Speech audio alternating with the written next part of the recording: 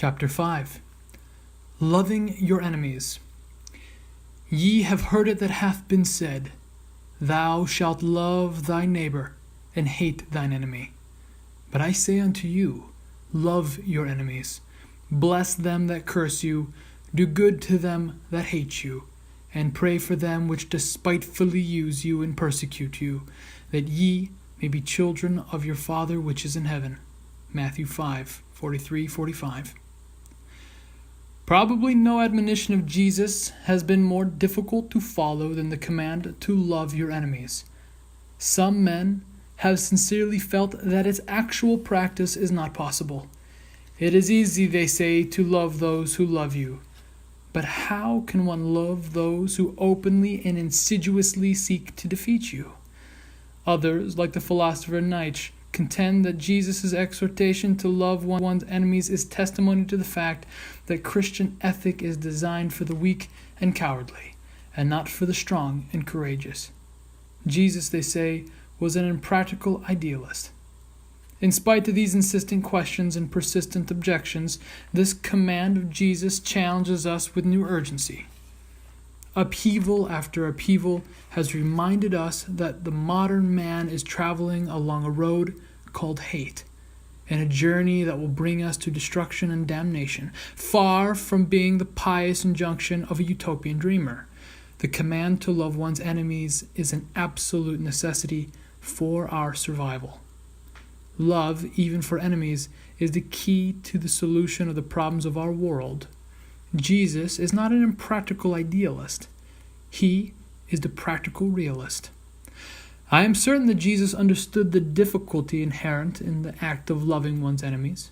He never joined the ranks of those who talk glibly about the easiness of the moral life.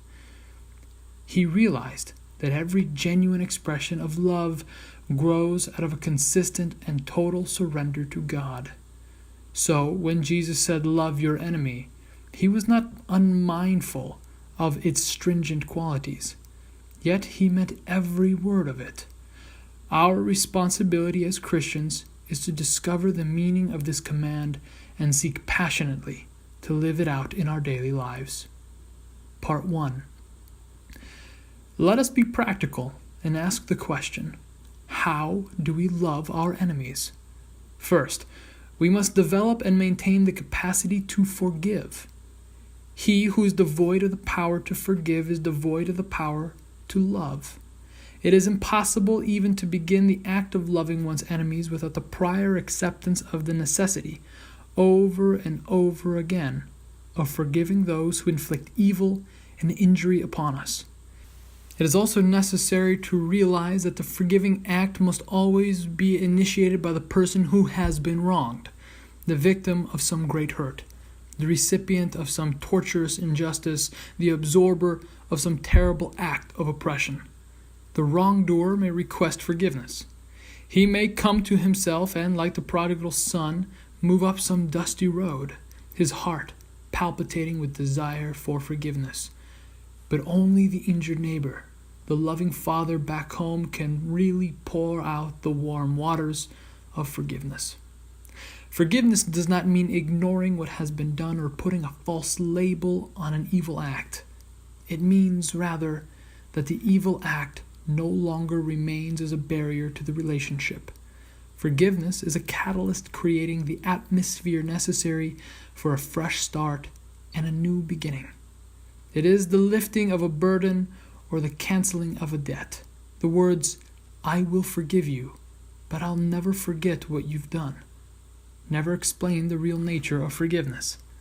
Certainly, one can never forget if that means erasing it totally from his mind. But when we forgive, we forget in the sense that the evil deed is no longer a mental block impeding a relationship. Likewise, we can never say, I will forgive you, but I won't have anything further to do with you. Forgiveness means reconciliation, a coming together again. Without this, no man can love his enemies. The degree to which we are able to forgive determines the degree to which we are able to love our enemies. Second, we must recognize that the evil deed of the enemy neighbor, the thing that hurts, never quite expresses all that he is. An element of goodness may be found even in the worst enemy. Each of us is something of a schizophrenic personality, tragically divided against ourselves. A persistent civil war rages within all our lives. Something within us causes us to lament Ovid, the Latin poet. I see and approve the better things, but follow worse. Or to agree with Plato that human personality is like a charioteer having two headstrong horses, each wanting to go in a different direction. Or to repeat with the Apostle Paul, the good that I would do I do not, the evil which I would not that I do. This simply means that there is some good in the worst of us and some evil in the best of us. When we discover this, we are less prone to hate our enemies. When we look beneath the surface, beneath the impulsive evil deed, we see within our enemy neighbor a measure of goodness, and know that the viciousness and evilness of his acts are not quite representative of all that it is. We see him in a new light. We recognize that his hate grows out of fear, pride, ignorance, prejudice, and misunderstanding. But in spite of this, we know God's image is ineffably etched in his being. Then we love our enemies by realizing that they are not totally bad and that they are not beyond the reach of God's redemptive love. Third, we must not seek to defeat or humiliate the enemy, but to win his friendship and understanding. At times, we are able to humiliate our worst enemy. Inevitably, his weak moments come, and we are able to thrust in his side the spear of defeat. But this we must not do. Every word and deed must contribute to an understanding with the enemy and release those vast reservoirs of goodwill that had been blocked by impenetrable walls of hate. The meaning of love is not to be confused with some sentimental outpouring. Love is something much deeper than emotional bosh. Perhaps the Greek language can clear out confusion at this point. In the Greek New Testament are 3 words for love. The word eros is sort of an aesthetic or romantic love. In the Platonic dialogues, eros is a yearning of the soul for the realm of the divine. The second word is philia, a reciprocal love and the intimate affection and friendship between friends. We love those whom we like, and we love because we are loved. The third word is agape, understanding and creative, redemptive goodwill for all men. An overflowing love that seeks nothing in return. Agape is the love of God operating in the human heart. At this level, we love men not because we like them, nor because their ways appeal to us, nor even because they possess some type of divine spark. We love every man because God loves him. At this level, we love the person who does an evil deed, although we hate the deed that he does.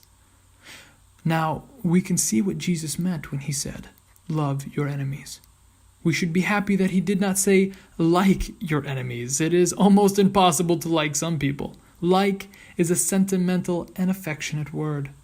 How can we be affectionate towards a person whose avowed aim is to crush our very being and place innumerable stumbling blocks in our path?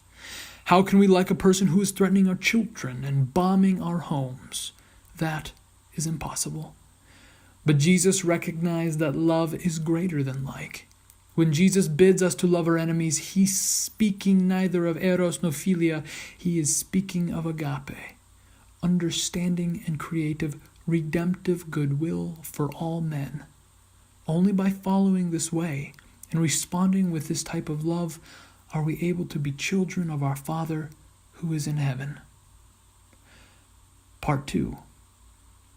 Let us move now from the practical how to the theoretical why. Why should we love our enemies? The first lesson and reason is fairly obvious. Returning hate for hate multiplies hate. Adding deeper darkness to a night already devoid of stars. Darkness cannot drive out darkness. Only light can do that. Hate cannot drive out hate. Only love can do that. Hate multiplies hate.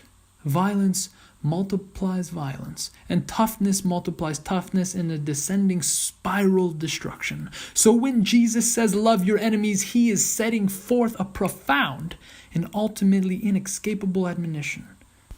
Have we not come to such an impasse in the modern world that we must love our enemies or else?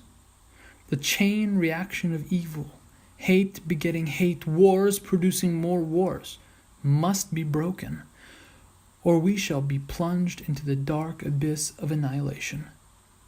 Another reason why we must love our enemies is that hate scars the soul and distorts the personality. Mindful that hate is an evil and dangerous force, we too often think of what it does to the person hated.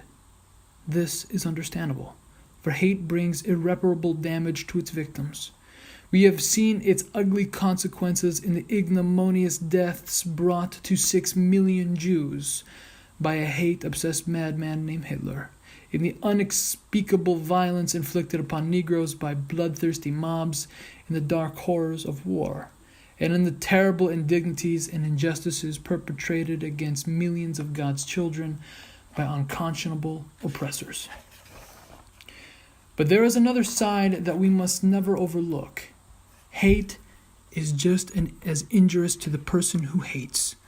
Like an unchecked cancer, hate corrodes the personality and eats away its vital unity. Hate destroys a man's sense of values and his objectivity.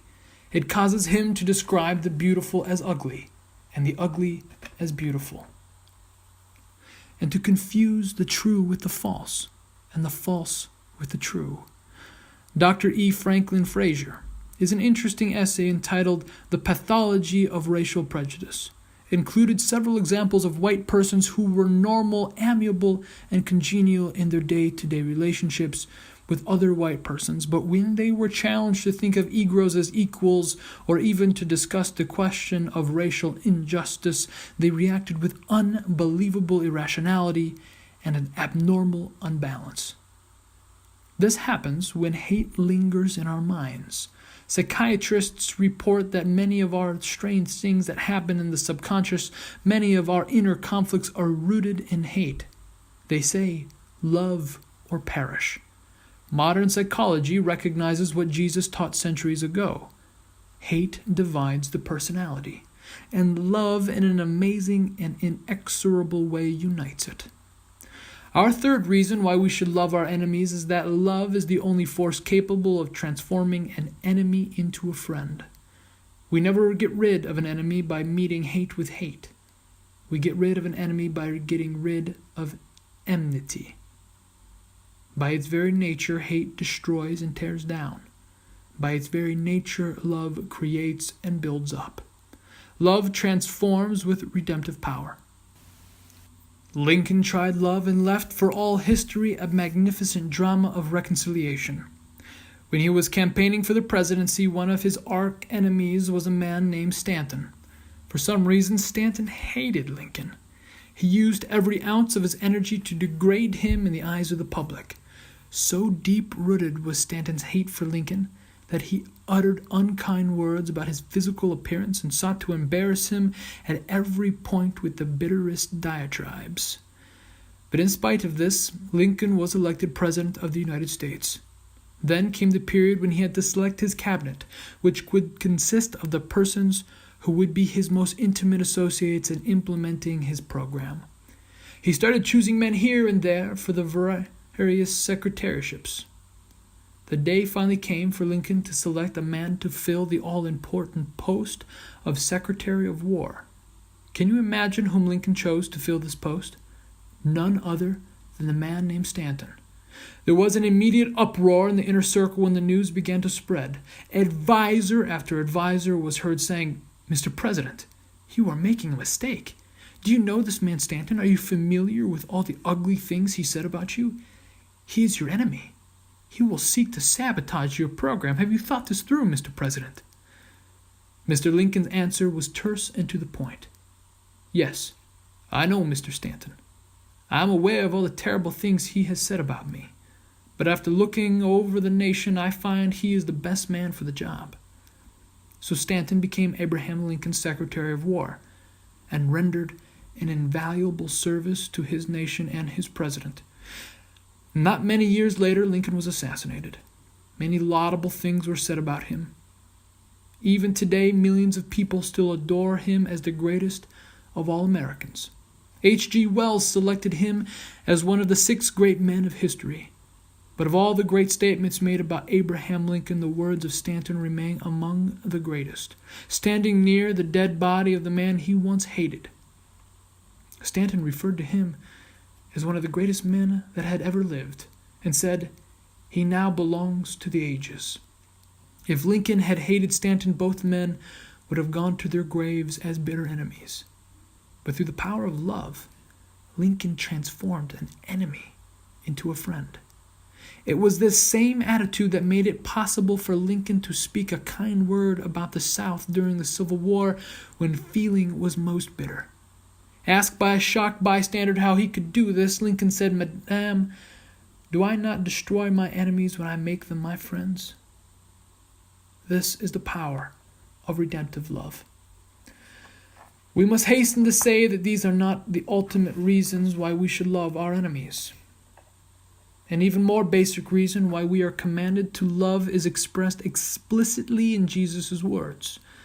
"Love your enemies, that ye may be children of your Father which is in heaven." We are called to do this difficult task in order to realize our unique relationship with God. We are potential sons of God. Through love that potentially becomes actuality, we must love our enemies, because only by loving them can we know God and experience the beauty of His holiness. The relevance of what I have said to the crisis in race relations should be readily apparent. There will be no permanent solution to the race problem until oppressed men develop the capacity to love their enemies. The darkness of racial injustice will be dispelled only by the light of forgiving love. For more than 3 centuries, American Negroes have been battered by the iron rod of oppression, frustrated by day and bewildered by night by unbearable injustices, and burdened with the ugly weight of discrimination. Forced to live with these shameful conditions, we are tempted to become bitter and to retaliate with a corresponding hate. But if this happens, the new order we seek will be little more than a duplicate of the old order. We must, in strength and humility, meet hate with love. Of course, this is not practical. Life is a matter of getting even, of hitting back, of dog eating dog. Am I saying that Jesus commands us to love those who hurt and oppress us? Do I sound like most preachers, idealistic and impractical?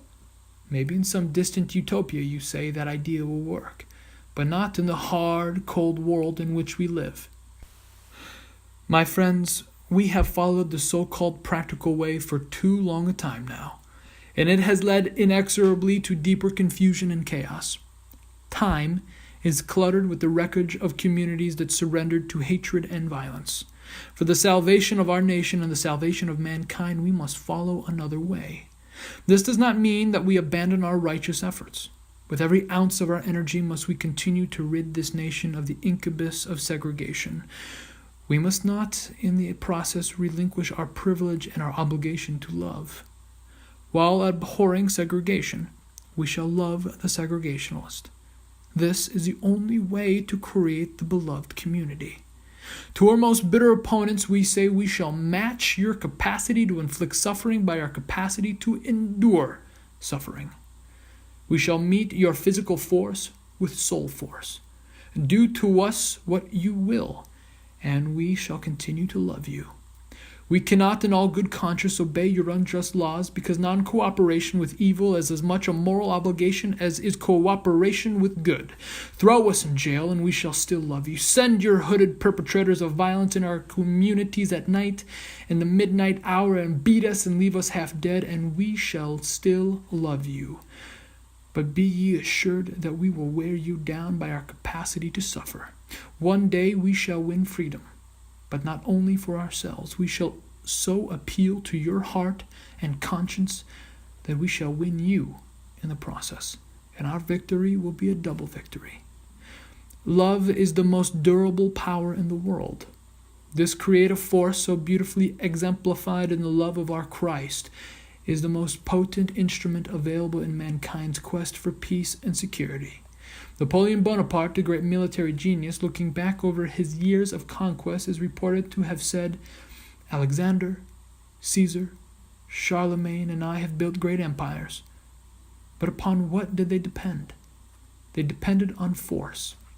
But centuries ago, Jesus started an empire that was built on love, and even to this day millions will die for him." Who can doubt the veracity of these words? The great military leaders of the past have gone, and their empires have crumbled and burned to ashes. But the empire of Jesus, built solidly and majestically on the foundation of love, is still growing. It started with a small group of dedicated men who, though the inspiration of their Lord, were able to shake the hinges from the gates of the Roman Empire and carry the gospel into all the world. Today, the vast earthly kingdom of Christ numbers more than 900 million and covers every land and tribe. Today, we hear again the promise of victory. Jesus shall reign where the sun does his successive journeys run, his kingdom stretched from shore to shore, till moon shall wax and wane no more. Another choir joyously responds, "In Christ there is no east or west, in him no south or north, but one great fellowship of love throughout the whole wide earth." Jesus is eternally right. History is replete with the bleached bones of nations that refuse to listen to him. May we in the 20th century hear and follow his words before it is too late. May we solemnly realize that we shall never be true sons of our Heavenly Father until we love our enemies and pray for those who persecute us.